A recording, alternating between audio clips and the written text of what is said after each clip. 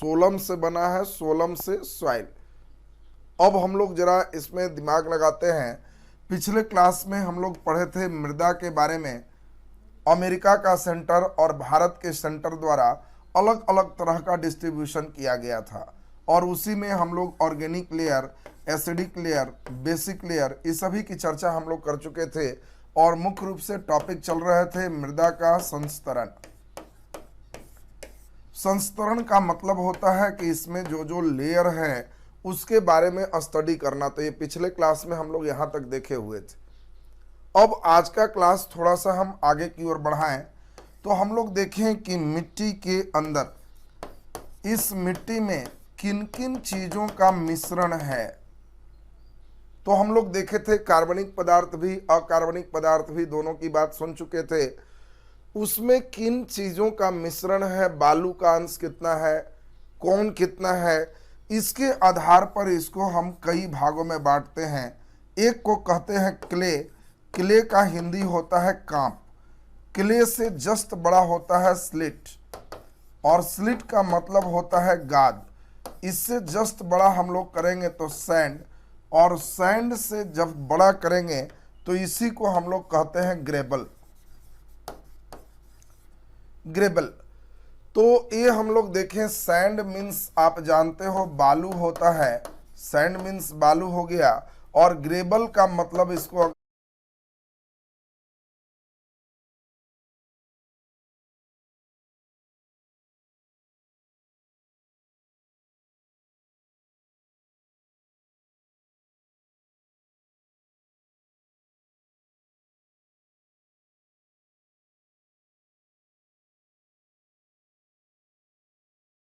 अगर हम हिंदी कहें तो इसको बजरी शब्द के नाम से जानते हैं।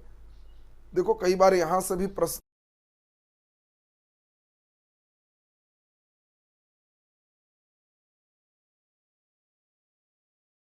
रहते हैं, इसलिए बढ़िया से इसको सुनने का काम करिए, आपका ठीक ठाक याद हो जाएगा। तो पहले ये देखो है क्या। यदि कण का आकार बहुत छोटा होता है, उसमें बहुत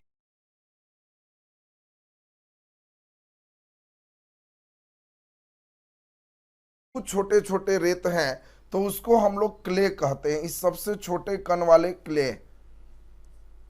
इसके बाद थोड़ा सा कण बड़ा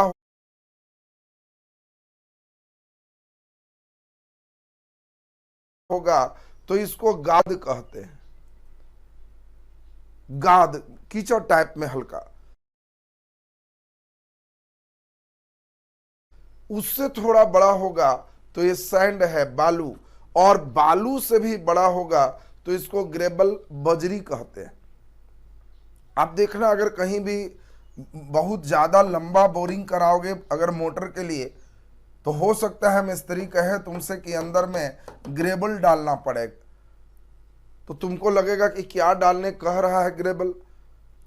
तो ग्रेबल का मतलब हो गया बड़े बड़े पत्थर जैसा, एक ग्रेबल हो गया। मकान में कभी प्लास्टर होता है तो देखना बालू को चाल दिया जाता है, और बालू चालने के बाद जो बाहर रहा वो ग्रेबल है, जो थोड़ा महीन महीन गया वो सैंड है, उससे भी महीन एकदम कण है वो स्लिट है, और सबसे महीन जो है उसको क्ले कहते। इसमें आपको क्वेश्चन आ सकता है दो प्रकार का। पहला नंबर एक अच्छा क्वेश्चन है, नमी बनाए रखने की क्षमता ज्यादा होती है। एक अच्छा प्रश्न है, नमी बनाए रखने की क्षमता सबसे ज्यादा होती है, ये अच्छा क्वेश्चन है। 4 चॉइस में दे देगा, क्ले, स्लेट, सैंड और ग्रेबल। आपको क्वेश्चन देगा कि अगर हम 4 पर पानी देंगे, नमी ज्यादा बरकरार कौन रख पाएगा? कांप रखेगा, गाद रखेगा, बालू रखेगा, बजरी रखेगा। ऑब्जेक्टिव में इसी क्वेश्चन को आपको आएगा क्ले, स्लेट, सैंड और ग्रेबल। तो आपको दिमाग में सेट रखना है कि ग्रेबल में बड़े बड़े पत्थर हैं। अगर इस ग्रेबल वाले मिट्टी में पानी देंगे तो ये तुरंत नीचे चला जाएगा। इसमें नमी बनाए रखने की क्षमता बहुत कम होगी, सबसे कम होगी। उससे ज्यादा नमी बनाए रखने की क्षमता सैंड में होगा, और उससे ज्यादा नमी बनाए रखने की क्षमता स्लिट में होगा, और उससे ज्यादा नमी बनाए रखने की क्षमता कांप में होगा। अगर क्ले, स्लिट और सैंड किसी मिट्टी में ये तीनों बराबर हो जाए, मिट्टी में अगर तीनों बराबर हो जाए, जितना क्ले है उतना ही स्लिट है, उतना ही सैंड है। ये भी एक अच्छा क्वेश्चन है जो कई बार पूछा गया है। जितना क्ले उतना ही स्लिट और उतना ही सैंड अगर बराबर हो जाए तो ऐसे मिट्टी को हम लोग दोमट मिट्टी के नाम से जानते हैं। देखो ये भी बहुत इंपॉर्टेंट है।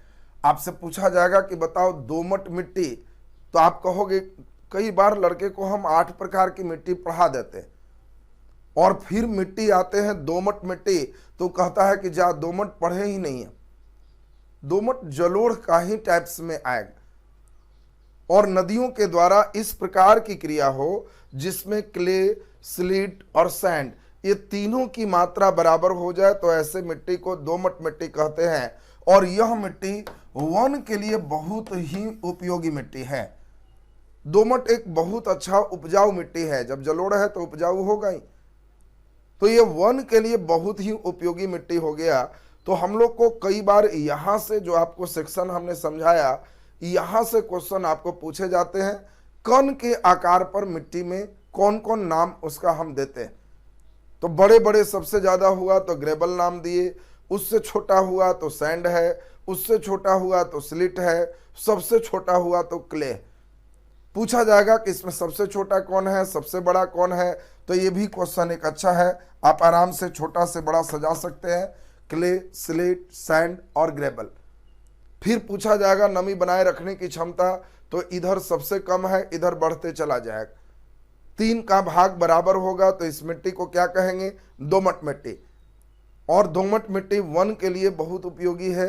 अब हम लोग यहां से सबसे इंपॉर्टेंट सिस्टम पे चलेंगे, भारत की मिट्टी, और यहीं से अध्ययन हम लोग शुरू करेंगे। भारत की मिट्टी का अध्ययन अब यहां प्रारंभ कर रहे हैं। आज हम लोग का मिट्टी टॉपिक कंप्लीट खत्म हो जाएगा, तो मिट्टी पूरा कंप्लीट खत्म होने के बाद तब हम लोग कृषि पाठ करेंगे। कृषि के बाद तब एक इंपॉर्टेंट चैप्टर चलेंगे, जलवायु, जिसमें पूरे मॉनसून और तमाम चीजों की चर्चा की जाएगी। तो हम लोग एक एक करके इस क्रम को चलें। भारत की मिट्टी अगर हम लोग देखें तो आपको ध्यान में सेट रहना चाहिए कि भारत की जो मिट्टी है वो कितने प्रकार के हैं। तो कृषि के उपयोगिता के आधार पर भारत की मिट्टी को 4 भागों में बांटा गया है। मतलब कौन कौन सा ऐसा मिट्टी है जिसमें कृषि कार्य अच्छे ढंग से किए जा सकते हैं, और कृषि कार्य अच्छे ढंग से करने वाले भारत में मिट्टी 4 तरह के होते हैं।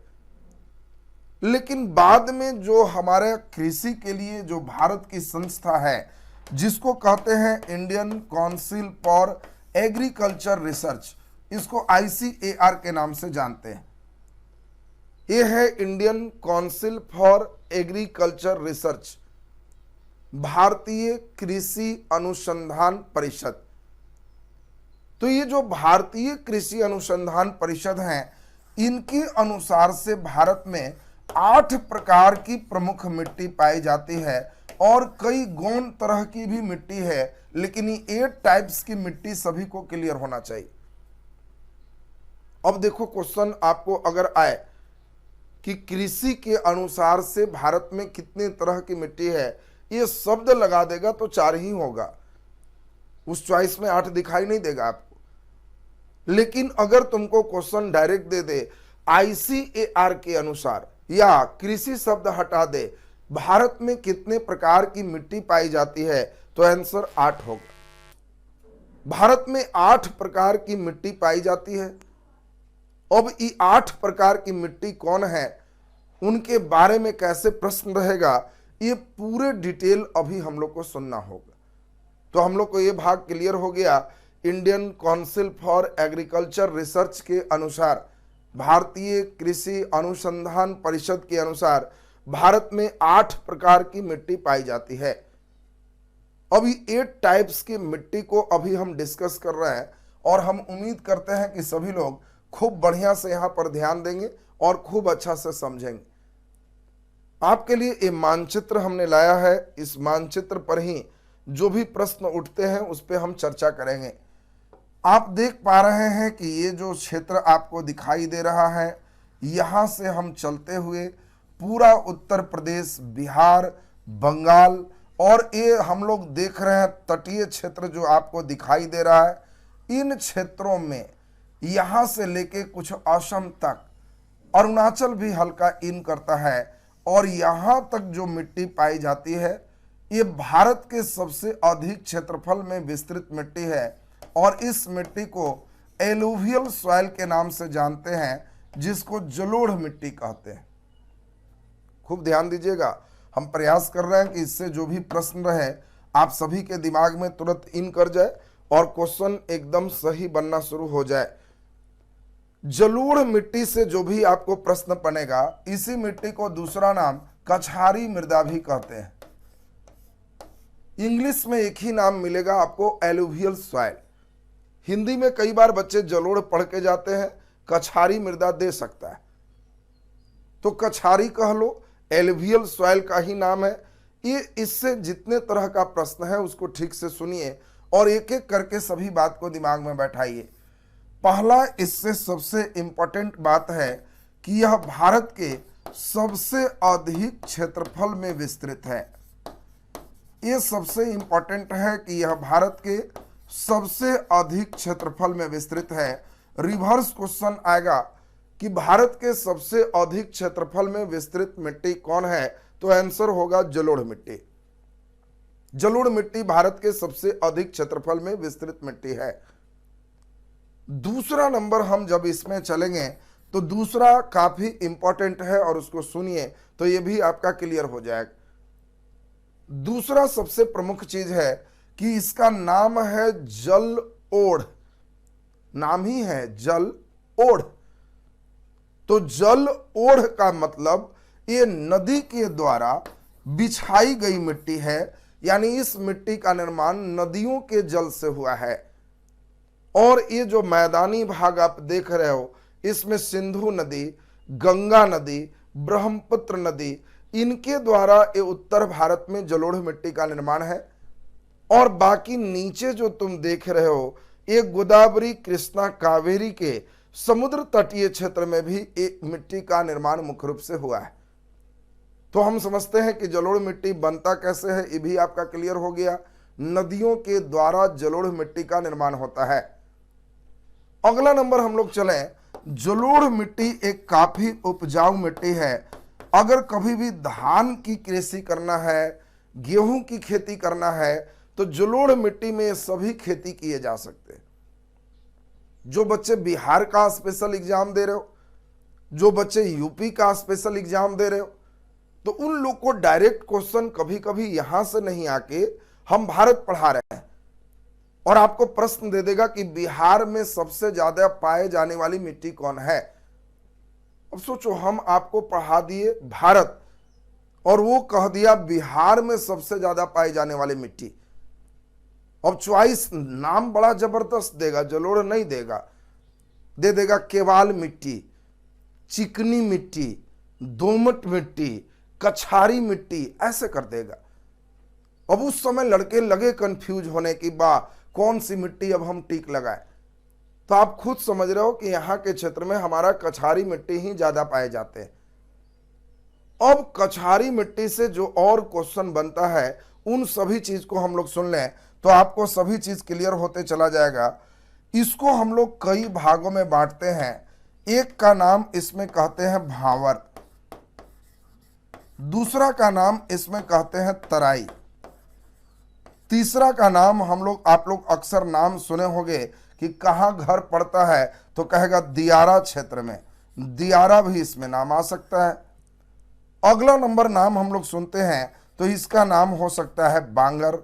अगला नंबर चले तो इसका नाम हो सकता है खादर। बात समझेंगे? हम उम्मीद करते हैं कि थोड़ा सा ध्यान देंगे तो आप सभी को एकदम याद होते चला जाएगा। जो जलोढ़ मिट्टी है उसमें किस प्रकार उसका निर्माण हो रहा है, किस तरह से उसमें कण है, उसके आधार पर ये आप देख रहे हो 5 टाइप्स का इसका नाम मिल सकता है। और इसमें सबसे इंपॉर्टेंट हम लोग एक बार सुनेंगे तो याद हो जाएगा, यदि मिट्टी के साथ ग्रेबल भी मिला रहे, मतलब बड़े बड़े कण मिले हुए हैं। ग्रेबल आपको अभी हम समझाए थे, बड़े बड़े कण को कहते हैं। तो वो बड़े बड़े पत्थर जैसा मिट्टी अगर मिल रहा है तो इस मिट्टी को हम लोग जलोढ़ को भांवर कहते हैं। अगर उसमें रेत का छोटा छोटा अंश मिला हुआ है तो इसको हम लोग तराई के नाम से जानते हैं। यानी भांवर और तराई में अंतर आप समझ गए। ऊंचे क्षेत्र जो होंगे, पहाड़ के नजदीक होंगे तो वहां भांवर मिट्टी मिलेगी। उससे नीचे आएंगे तो छोटे छोटे क्षेत्र होंगे और वो तराई क्षेत्र कहलाएगा। यदि कोई ऐसा क्षेत्र हो जहां नदी अपना हर साल अपना ही बालू का एक ऊंचा टीला जैसा बना दे और फिर बगल से प्रवाहित हो, फिर अगले वर्ष यहां पर फिर इसको डुबा दे और फिर अपना इसी में प्रवाहित हो, यानी नदियों के नजदीक ही ऊंचा टीला वाला भाग जहां प्रत्येक वर्ष बाढ़ आता है, हर वर्ष ये पता है कि निश्चित डूबेगा और निश्चित नदियों के द्वारा नई मिट्टी बनेगा, ये ऐसे ऊंचे टीले क्षेत्र को दियारा कहते हैं। दियारा क्षेत्र में जनसंख्या घनत्व होते हैं। कभी कभी क्वेश्चन इतने अच्छे पूछे जाएंगे कि आपको खुद से सोचना होगा कि हाँ इसका आंसर हम क्या दें। आपको क्वेश्चन देगा दियारा क्षेत्र में जनसंख्या घनत्व होते हैं बहुत अधिक, बहुत कम, इसमें कम, इस तरह से कई चॉइस देगा। तो आपको हमने क्या समझाया कि दियारा क्षेत्र में हर वर्ष बाढ़ निश्चित आएगा, इसीलिए इस क्षेत्रों में जनसंख्या घनत्व बहुत कम होते हैं। खेत सबका बहुत ज्यादा होगा, वो भी किसका खेत अगले बार कट के कहां बह जाएगा इसका कोई ठिकाना नहीं।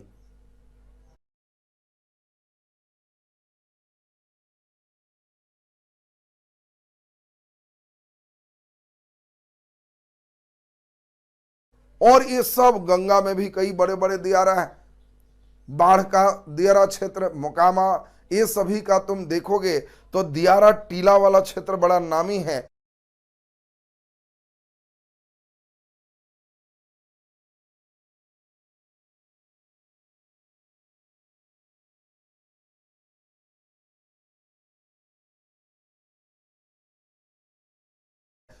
लेकिन ये होता बहुत उपजाऊ है क्योंकि इस पर नदियां अपनी मिट्टी बिछाती है, इसीलिए बहुत उपजाऊ होता है।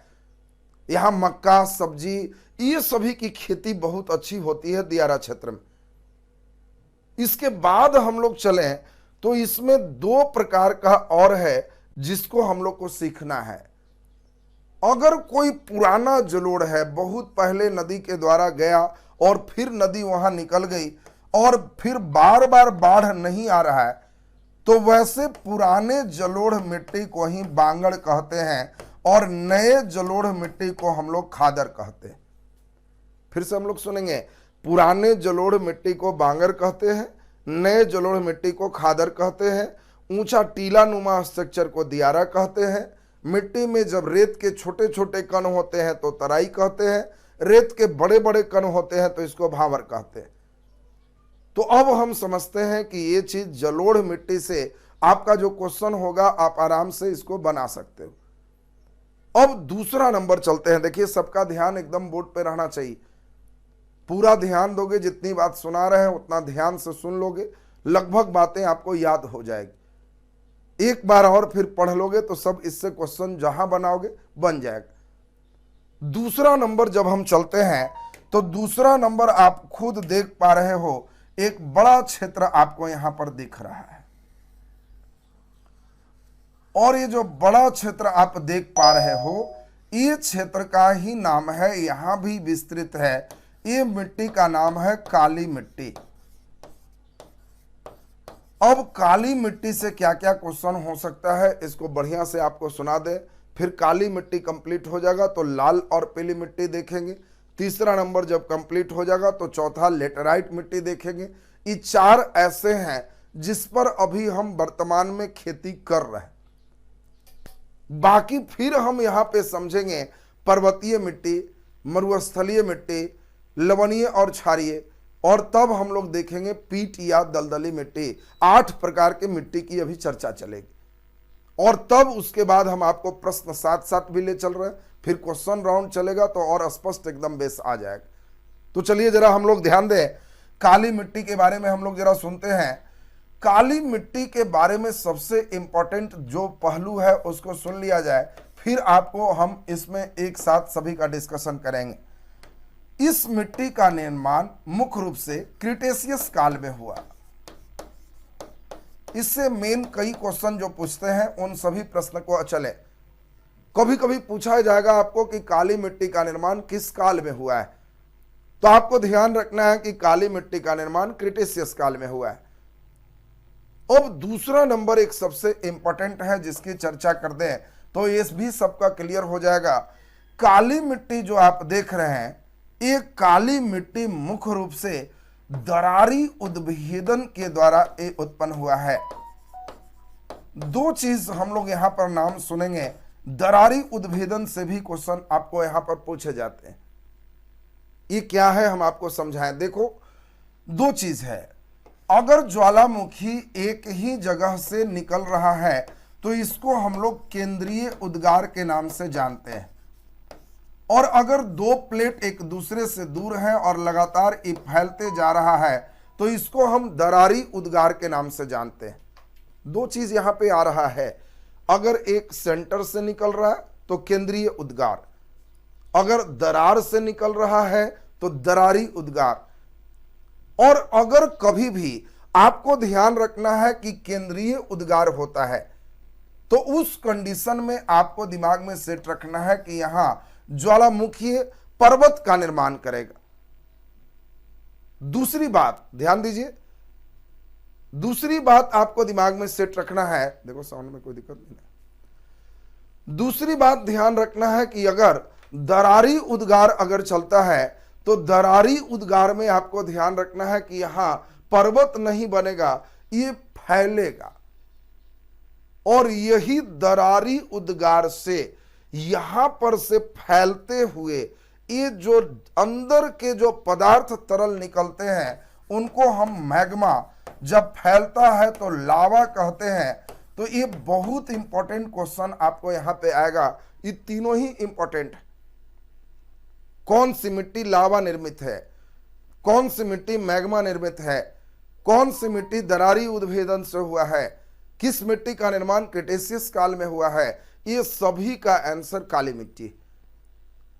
यानी काली मिट्टी का जो निर्माण है, ये निर्माण हम लोग देख रहे हैं पृथ्वी के अंदर से मैग्मा जो देखते हो उसके निकलने से, दरारी उद्भेदन होने से ये चारों तरफ फैल गया है। और यही जब सूखा तो शुरुआत में तो चट्टान रूप में था, लेकिन करोड़ों सालों में इसी में परिवर्तन होने से धीरे धीरे एक काली मिट्टी के रूप में विस्तृत हो गया। यानी काली मिट्टी के बारे में हम लोग इतनी बातें सुन लिए, कैसे निर्मित हुआ।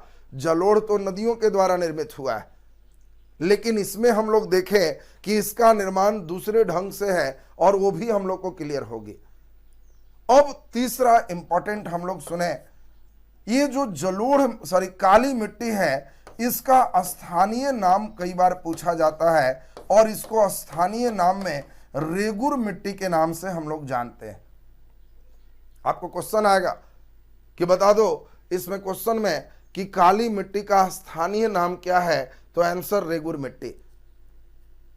तो अब जरा ध्यान से हम लोग समझेंगे, काली मिट्टी का स्थानीय नाम रेगुर मिट्टी है। कई बच्चे को लग रहा होगा कि सर ये स्थानीय नाम क्या है, तो आपको हम फिर इसको भी समझा दें, स्थानीय नाम क्लियर होगा। हर मिट्टी का लोकल एरिया में भी अपना कुछ नाम होता है, और लोकल एरिया में जो नाम होता है उसी को हम स्थानीय नाम कहते।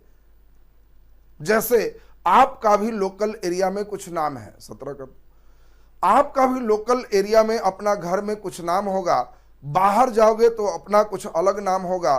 तो ये नाम जगह बदलने से नाम बदल रहा है। इसी प्रकार से ये काली मिट्टी अगर बिहार में पाया जाएगा तो इसको केवाल मिट्टी कहते हैं। बिहार में देखना, अगर कहीं काला मिट्टी मिलेगा तो लोग कहेगा कि प्योर केवाल है।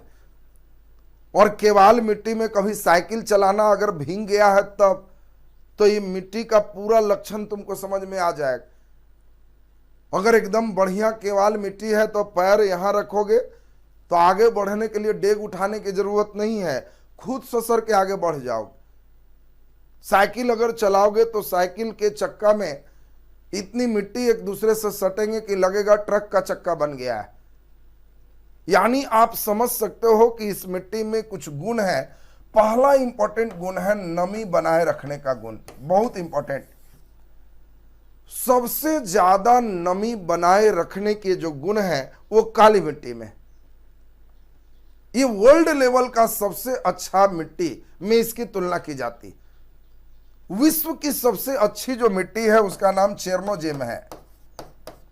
देखो ये भी बात समझ लो, वर्ल्ड की सबसे अच्छी जो मिट्टी है जिसमें सबसे ज्यादा नमी बनाने की क्षमता है, सबसे ज्यादा उपजाऊ है, तो विश्व की सबसे अच्छी मिट्टी को चेरनोजिम कहते हैं। और काली मिट्टी जस्ट लाइक इसका कंपैरिजन, तुलना वर्ल्ड के सबसे अच्छे मिट्टी चेरनोजिम से किया जाता है। अगर तुमको क्वेश्चन पूछ देगा कि विश्व की सबसे अच्छी मिट्टी चेरनोजिम के समान भारत की कौन सी मिट्टी है, तो आंसर काली मिट्टी होगा। तो काली मिट्टी में हम लोग देख लिए नमी बनाए रखने की क्षमता सबसे ज्यादा है।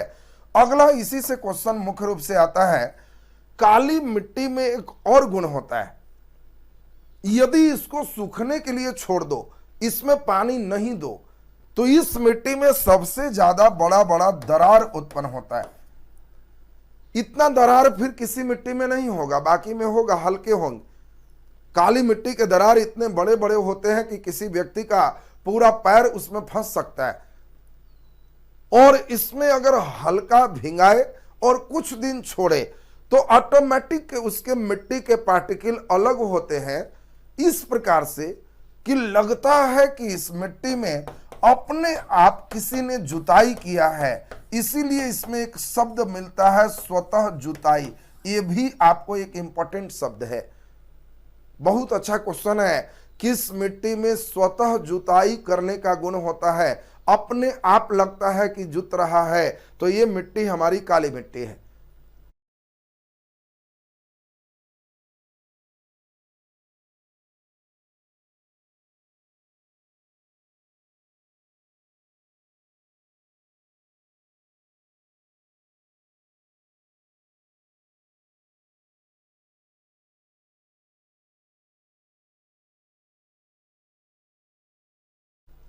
दरार वाला गुण भी देख लिए, सबसे ज्यादा नमी बनाए रखने का गुण देख लिए।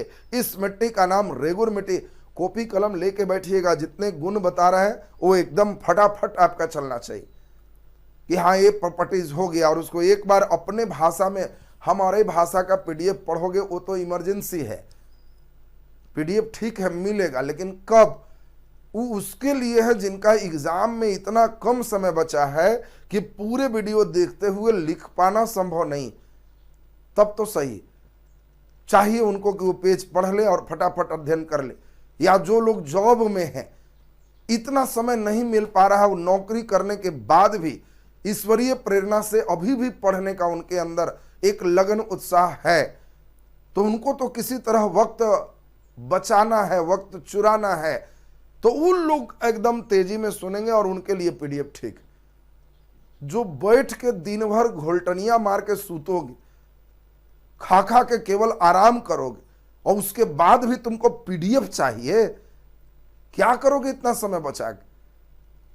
तुम्हारे लिए सिर्फ है बढ़िया से सुनो, लिखो, फिर इसको बैठ के खुद से फेयर करो, और फिर जब हम पीडीएफ दे तो अंदर अंदर मुस्कुराओ कि सर के पीडीएफ से बढ़िया तो मेरा पीडीएफ, हम जो बनाए होंगे और बेजोड़ है।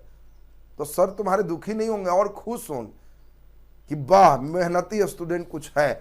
कई बच्चे हमारे व्हाट्सएप पर भेजते भी रहता है कि देखिए सर हम ये बनाए हैं, आपके पढ़ाने के बाद सब चीज एक मानचित्र में ही कर लेना है। ये नहीं कि ये बात लिख रहे हैं, वो बात लिख रहे हैं, इसी में एक पेज में पूरा मिट्टी कंप्लीट।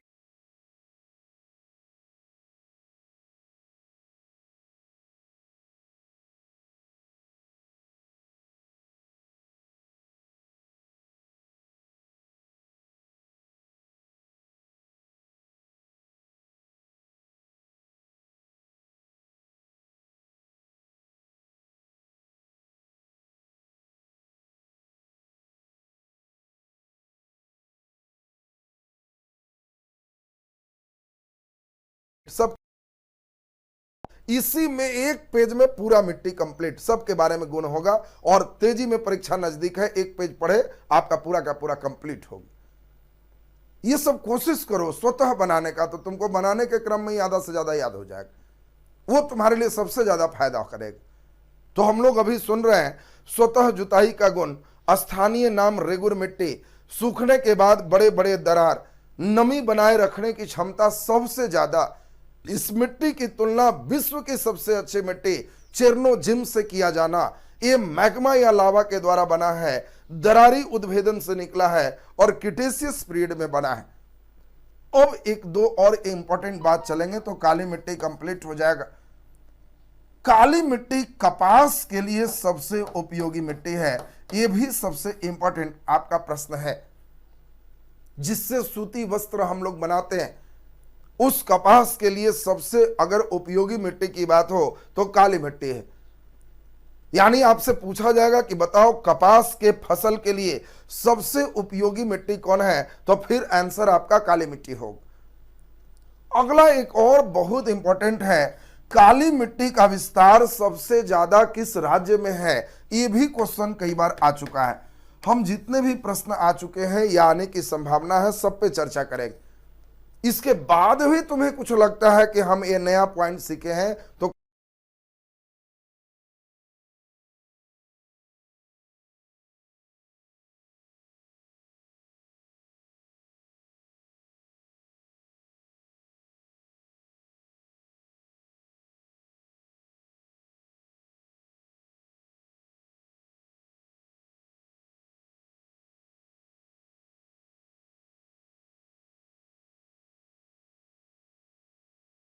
कॉपी अपडेट करते रहना, ये निरंतर अपडेट की प्रक्रिया है। मोबाइल वाले इतनी बड़ी बड़ी कंपनी है, आपको मोबाइल निर्जीव चिप देते हैं और निर्जीव चीजों में भी आप देखोगे समय समय अपडेट आते रहते हैं। तो आपको भी उसी प्रकार हम लोग पढ़ाते हुए इस चीज को फिक्स करते हैं। फिर जब जैसा जरूरत अपडेट का है, कहीं कोई क्वेश्चन नया पढ़े, लगा कि ये तो एकदम नया चीज मिल गया, मिट्टी में नया है, तो कहां जाएगा वहां अपडेट कर लेना। अब हम लोग जरा यहां पर सुन लिए, ये सबसे ज्यादा किस राज्य में है, एक क्वेश्चन भी अच्छा प्रश्न है। और इसमें आपको ध्यान रखना है कि काली मिट्टी सबसे ज्यादा महाराष्ट्र में है। एक बार और सभी लोग सुनेंगे तो इतनी बात आपका एकदम क्लियर हो जाएगा। काली मिट्टी का निर्माण क्रिटेशियस काल में हुआ है। काली मिट्टी दरारी उद्भेदन से मैग्मा या लावा द्वारा निर्मित मिट्टी है। काली मिट्टी में सबसे ज्यादा नमी बनाए रखने का गुण होता है। काली मिट्टी का स्थानीय नाम रेगुर मिट्टी है। काली मिट्टी सूखने के बाद इसमें दरार उत्पन्न होता है और काली मिट्टी में इस प्रकार की क्रिया होती है जैसे उसकी स्वतः जुताई हो रहा हो।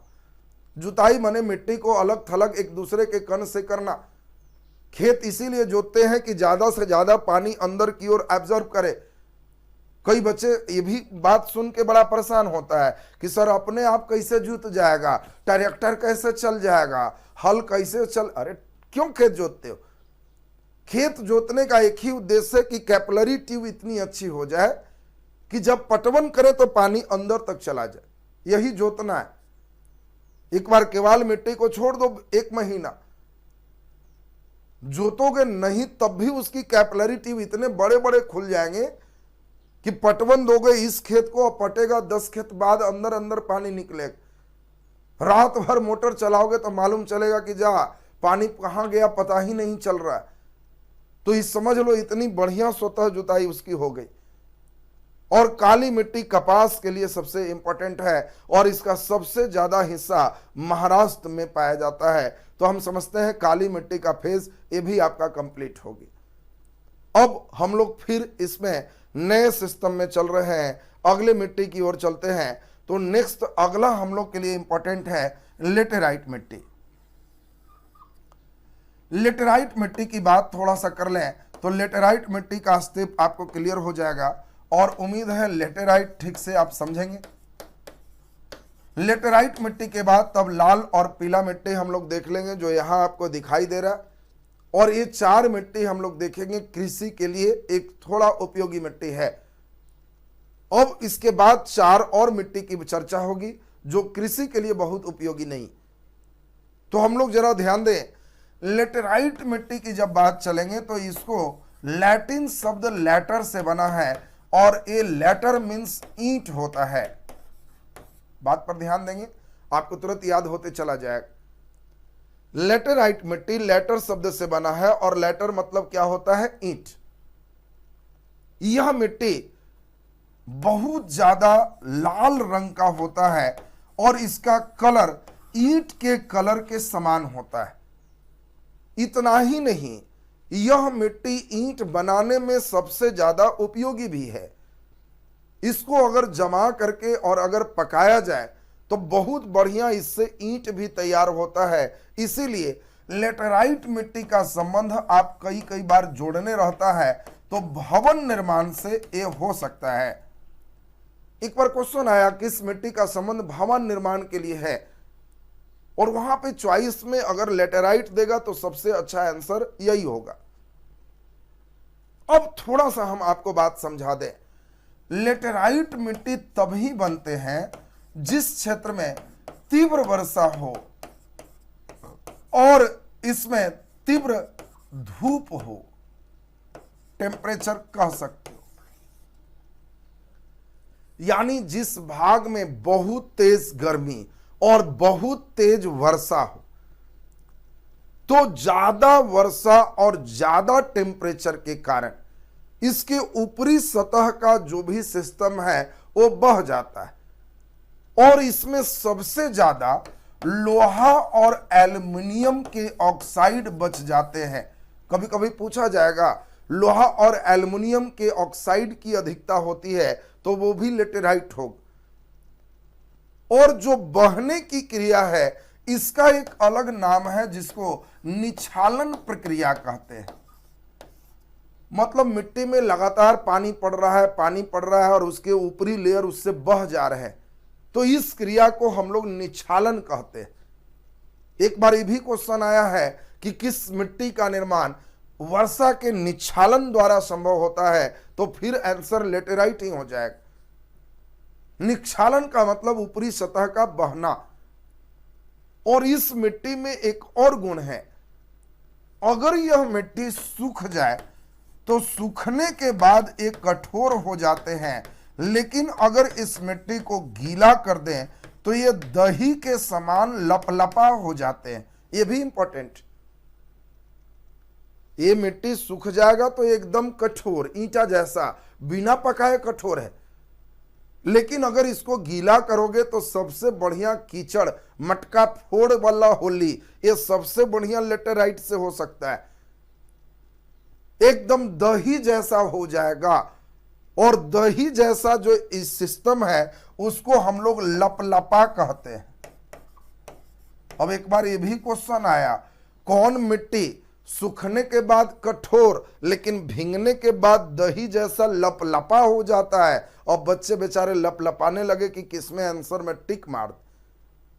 तो दही जैसा जैसे ही नाम बोलेगा तो आप समझ लोगे कि सर याद करवाए थे, ये मिट्टी हमारा कौन हो गया? लेटेराइट मिट्टी होगी। ये नहीं है कि लेटेराइट मिट्टी कम उपयोगी है। लेटेराइट मिट्टी के साथ एक चीज और आता है, ये पठार के ऊंचे भाग में पाए जाने वाली मिट्टी है। नीचे नहीं लेटेराइट मिलती है। कहीं कोई पठार है, ऊंचा है, ढलान है, वहां पे लेटेराइट आपको ज्यादा मिलेगा। और इसीलिए केरल कर्नाटक के इन क्षेत्रों में पश्चिमी घाट के पश्चिम जब मानसून पढ़ाएंगे तो आप देखोगे बहुत ज्यादा वर्षा होती है और नीचे के क्षेत्र में गर्मी भी ज्यादा पड़ती है। इसीलिए तीव्र वर्षा और तीव्र धूप के कारण इन मिट्टियों में, इन क्षेत्रों में लेटेराइट की अधिकता पाई जाती है। और इन क्षेत्रों में ही इसीलिए काजू, रबर, इसमें चाय, कहवा, इन चीजों की खेती की जाती है। यानी एक और इंपॉर्टेंट बात निकल के सामने आया कि लेटेराइट मिट्टी बागानी कृषि के लिए काफी इंपॉर्टेंट है।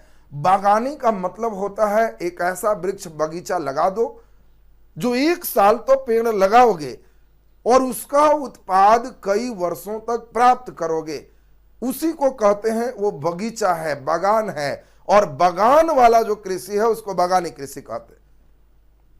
तो आपके लिए फिर एक अच्छा क्वेश्चन आ रहा है, कौन सी मिट्टी बगानी कृषि के लिए महत्वपूर्ण है? तो फिर आंसर आपका लेटेराइट है।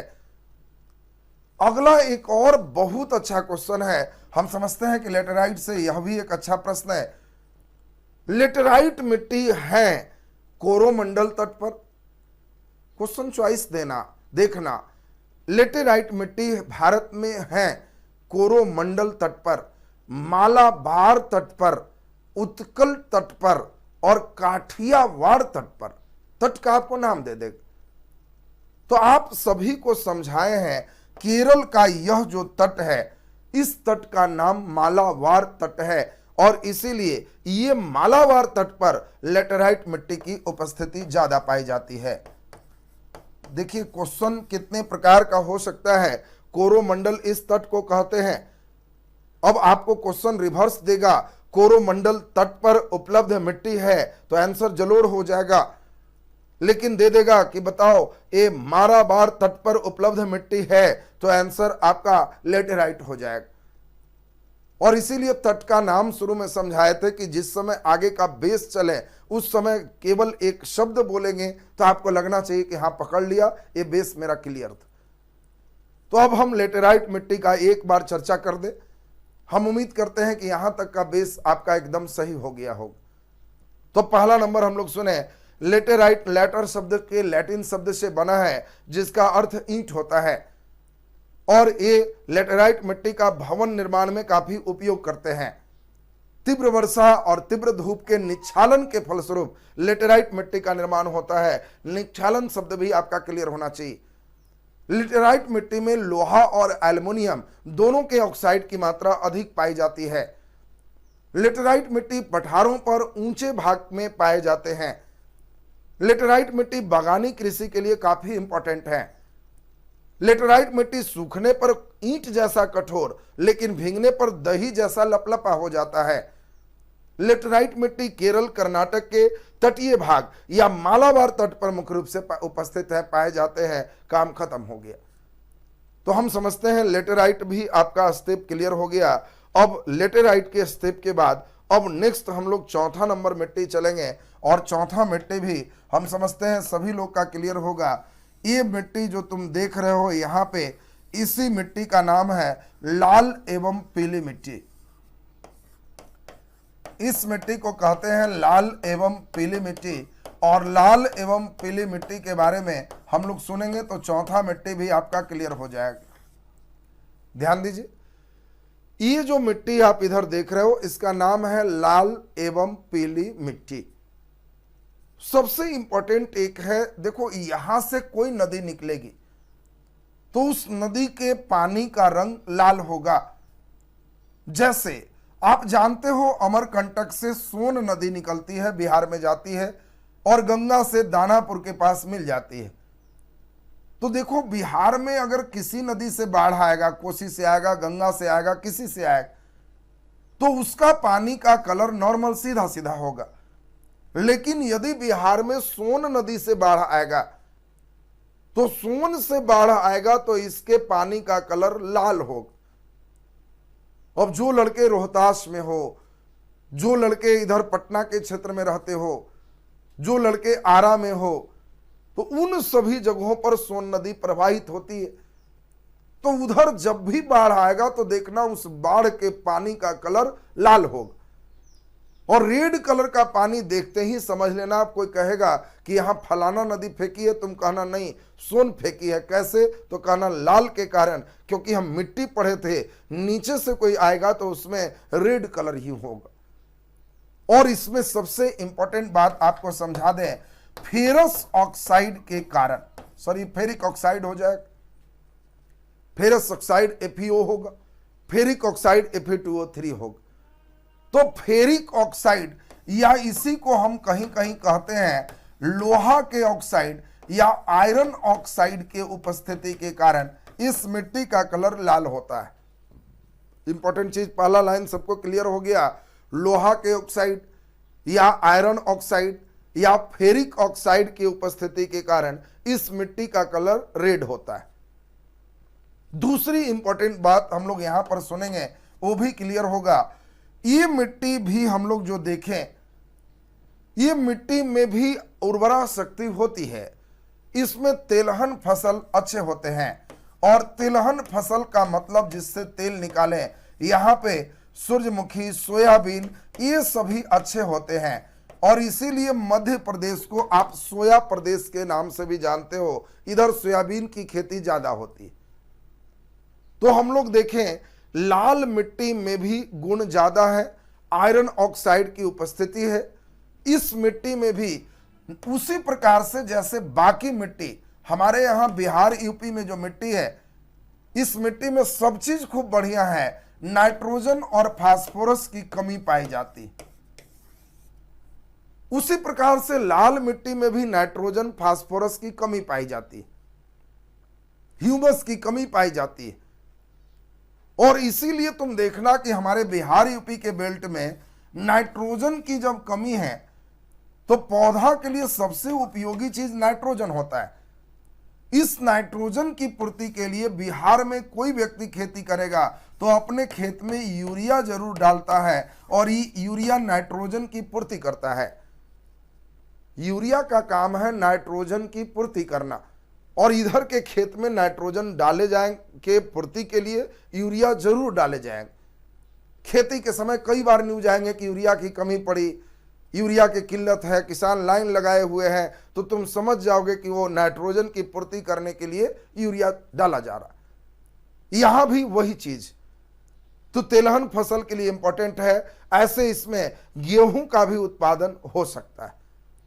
हम लोग देख पा रहे हैं झारखंड, मध्य प्रदेश, छत्तीसगढ़, आंध्र प्रदेश, ये सभी जो तमिलनाडु, ये जो देख पा रहे हो, समझ पा रहे हो कि इन हिस्सों में लाल एवं पीली मिट्टी का विस्तार है।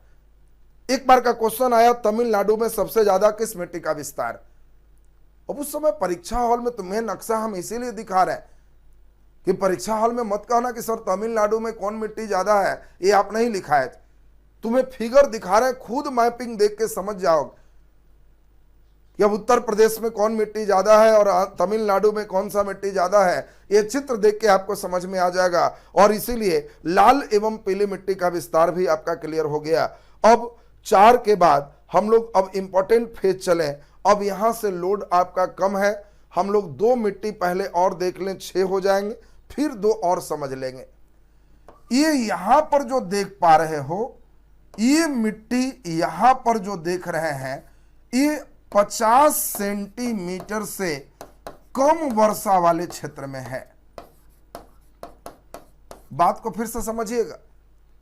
यदि किसी क्षेत्र में औसत वार्षिक वर्षा को सेंटीमीटर में व्यक्त करते हैं, और औसत वार्षिक वर्षा जनरल जगह हम लोग के यहां बिहार में लगभग 100 से 200 सीएम का ये बेल्ट है। बाकी अगर तुम असम में चले जाओगे, मेघालय में चले जाओगे, तो इस सब जगहों पर, या पश्चिमी घाट पर्वत श्रेणी के पश्चिम में चले आओगे, तो वर्षा 200 सीएम से भी ज्यादा होते हैं। तो बहुत ज्यादा वर्षा होगा तो लेटेराइट बनेगा, और बहुत कम वर्षा होगा तो यही मिट्टी बनेगा जिसका नाम है मरुस्थलीय मिट्टी, या इसी मिट्टी को शुष्क मिट्टी के नाम से जानते हैं।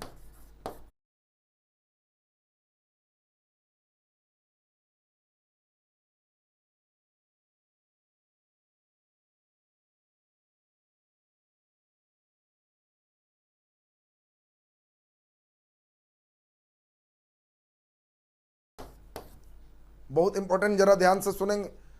यदि औसत वार्षिक वर्षा 50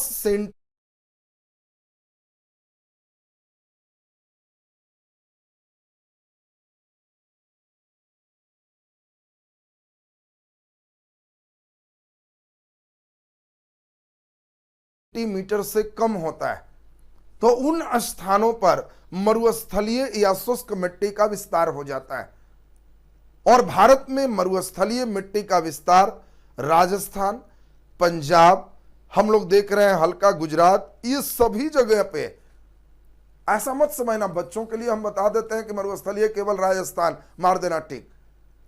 ये केवल एक जगह पहचान करके नहीं है, मरुस्थलीय मिट्टी केवल थार मरुस्थल रेगिस्तान को ही मत समझना। मरुस्थलीय मिट्टी का मतलब कि किसी भी राज्य का वह भाग जहां औसत वार्षिक वर्षा कई वर्षों तक 50 सीएम से कम रहे, वहां ही मिट्टी डेवलप कर जाएगा। यह मिट्टी भी उपयोगी है, ऐसा नहीं कि इसमें कृषि नहीं हो, मिट्टी शब्द ही है तो उसमें कृषि हो सकता है। और मरुस्थलीय मिट्टी में अगर सिंचाई का साधन उपलब्ध हो जाए तो यहां भी ज्वार, बाजरा, इन सभी चीज का खेती किया जा सकता है। तो हम लोग यहां पर देख लिए 50 सेंटीमीटर से कम वर्षा वाले स्थान में मरुस्थलीय मिट्टी का विस्तार होता है। इसमें ये शुष्क मिट्टी भी इसको कहते हैं। सिंचाई का साधन उपलब्ध होने पर यहां कृषि कार्य किए जा सकते हैं। यहां हम लोग देखें राजस्थान, गुजरात, पंजाब, इन सभी क्षेत्रों में मरुस्थलीय मिट्टी का विस्तार। और लास्ट जो आप देख रहे हो ये सबसे इंपॉर्टेंट है, यहां, यहां और यहां, ये जो आप देख रहे हो इसी का नाम है पर्वतीय मिट्टी। और पर्वतीय मिट्टी तो हमें लगता है सभी लोग का क्लियर है, पर्वतीय मिट्टी में तो कोई भार है ही नहीं। पर्वतीय मिट्टी का मतलब हो गया कि ये पर्वत क्षेत्रों में ये मिट्टी बना है। और अब आपको केवल समझाएंगे तो पर्वतीय मिट्टी का बेस एकदम क्लियर हो जाएगा। आपको कहना है कि जी एकदम क्लियर है, ऊंचाई वाले जो क्षेत्र हैं वहां पर्वतीय मिट्टी का निर्माण होता है। ऊंचाई वाले जो क्षेत्र हैं वहां पर्वतीय मिट्टी का निर्माण होता है। और पर्वतीय मिट्टी में 2-3 क्वेश्चन बहुत ज्यादा पूछते हैं। पहला, इसमें ह्यूमस की मात्रा सबसे अधिक होता है, एक इंपॉर्टेंट ऑब्जेक्टिव। पर्वतीय मिट्टी में ह्यूमस की मात्रा सबसे ज्यादा होता है। ह्यूमस का मतलब आपको बताए थे कार्बनिक पदार्थ। यहां पेड़ पौधे हैं, उनके पत्ते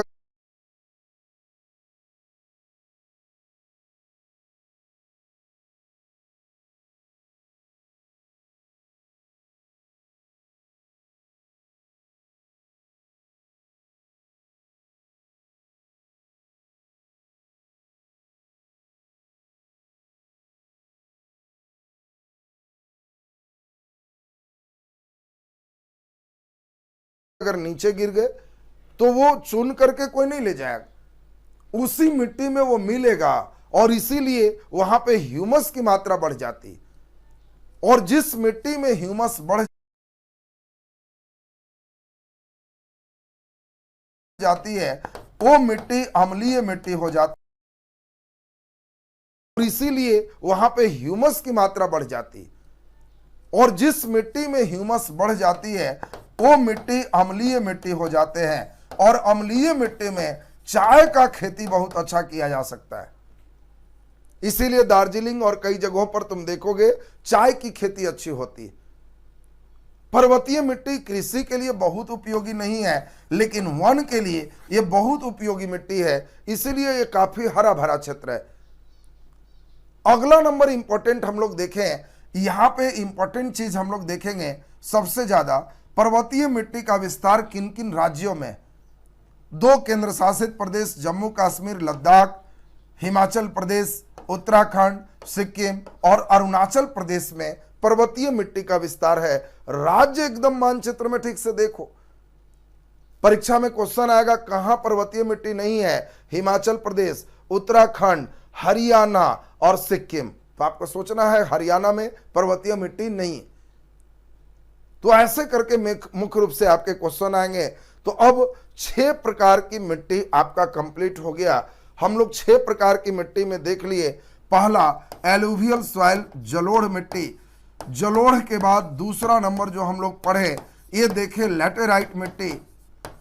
लैटेराइट मिट्टी के बाद तब हम लोग देखे काली मिट्टी। उसके बाद हम लोग देखे लाल एवं पीली मिट्टी। और तब हम लोग देखे मरुस्थलीय मिट्टी। उसके बाद हम लोग देखे मरुस्थलीय मिट्टी के बाद पर्वतीय मिट्टी। तो अब हम लोग जरा सुनेंगे, इतनी मिट्टी का पार्ट आप अभी सुन चुके थे। अब यहां से 2 स्टेप और बढ़िया ढंग से सुनेंगे। ICAR ने 2 और मिट्टी का डेवलपमेंट किया है जिसमें एक को हम 7वां नंबर में रखते हैं लवणीय और क्षारीय मिट्टी। बात ध्यान देंगे, लवणीय और क्षारीय मिट्टी क्या है। और इसके बाद 8वां नंबर इन्होंने रखा है पीट या दलदली मिट्टी। अब सुन लेंगे बढ़िया से, तो ये दो मिट्टी से थोड़ा सा स्टेप सुनेंगे, आपके क्वेश्चन बन जाएंगे। देखो, लवणीय और क्षारीय ये नए परिदृश्य में इस प्रकार की मिट्टी उभर के सामने आ रही। ये मिट्टी मुख्य रूप से पंजाब, हरियाणा, पश्चिमी उत्तर प्रदेश, इन सभी बेल्टों में जो हरित क्रांति बेल्ट है वहां पे एक कारण से आ रहा है जिसका नाम है अति सिंचाई। खेतों में ज्यादा से ज्यादा खाद का प्रयोग करना, उससे भी लवण की मात्रा बढ़ती है, मिट्टी क्षारीय होते हैं। या खेतों को अधिक समय तक जल से डुबाए रखना, जिसको जलाक्रांता कहते हैं। देखिए, कई बार आपको कारण से भी क्वेश्चन ऑब्जेक्टिव आ सकते। तो अति सिंचाई या जलाक्रांता के कारण जब खेतों में पानी लगातार डूबा रहता है तो उसके कैपिलरी ट्यूब जो होते हैं, जिसको केशिकात्व कहते हैं, वो खुल जाते हैं। फिजिक्स में आप पढ़े होंगे, लैंप में बत्ती के सहारे तेल ऊपर जाना केशिकात्व है। इसमें भी वही क्रिया है। खेत में लगातार पानी रहने से ये पानी रिस के जब नीचे जाता है तो ये कैपिलरी ट्यूब जब खुलते हैं तो इसी के सहारे सोडियम, पोटेशियम, मैग्नीशियम, इन सभी का लवण ऊपर चला आता है। और इसमें सोडियम की मात्रा, मैग्नीशियम की मात्रा जब बढ़ती है तो इसी को लवणीय या क्षारीय मृदा कहते हैं, जो मिट्टी की गुणवत्ता को कम करता है। यानी वर्तमान परिदृश्य में पंजाब, हरियाणा और पश्चिमी उत्तर प्रदेश वाटर लॉगिंग के कारण, जलाक्रांता के कारण, अति सिंचाई के कारण ये नई चीज का शिकार हो रहे हैं जिसका नाम है लवणीय और क्षारीय मृदा। और अगला नंबर हम लोग देखें, पीट या दलदली मिट्टी। ये पीट या दलदली मिट्टी क्या है, तो हम लोग इस चीज को भी थोड़ा सा समझते हैं। ये देखिए, दलदली क्षेत्र में एक नए मिट्टी केरल और तमिलनाडु के क्षेत्र में इस मिट्टी का विस्तार तटीय क्षेत्र में ज्यादा पाया जा रहा है। इस मिट्टी को पीट या दलदली मिट्टी के नाम से जानते हैं। तो आपको पूछा जाएगा, पीट या दलदली मिट्टी पाए जाते हैं तो केरल और कर्नाटक के तटीय क्षेत्र में। लवणीय और क्षारीय मिट्टी पाए जाते हैं तो पंजाब, हरियाणा और पश्चिमी उत्तर प्रदेश के क्षेत्र में। और बाकी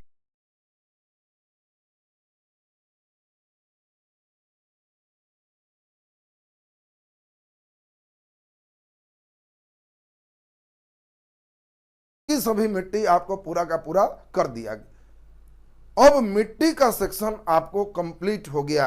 अब यहां से मिट्टी से जो भी प्रश्न है आपसे बने। अब अगले दिन हम लोग जो चलेंगे, नए टॉपिक को शुरू करेंगे और उस टॉपिक का नाम होगा कृषि, एग्रीकल्चर। एग्रीकल्चर का हमें लगता है कि बेसिक जो भी चीज़ है वो आपका प्रीवियस, कल संडे भी है तो प्रीवियस जो वीडियो है एग्रीकल्चर में आपको ऐड कर लेंगे और थोड़ा इसमें लेवल हाई करके एक क्लास एग्रीकल्चर का ले लेंगे। बेसिक चीज़ें जो वीडियो होगा उसमें आप सुन लोगे, एक क्लास उसमें हम मान के चलेंगे कि उतना आपको मालूम है, उससे थोड़ा लेवल अच्छा चलेंगे। तो चूंकि ये ग्रेजुएशन लेवल बैच है तो थोड़ा बेहतर लेवल की ही बात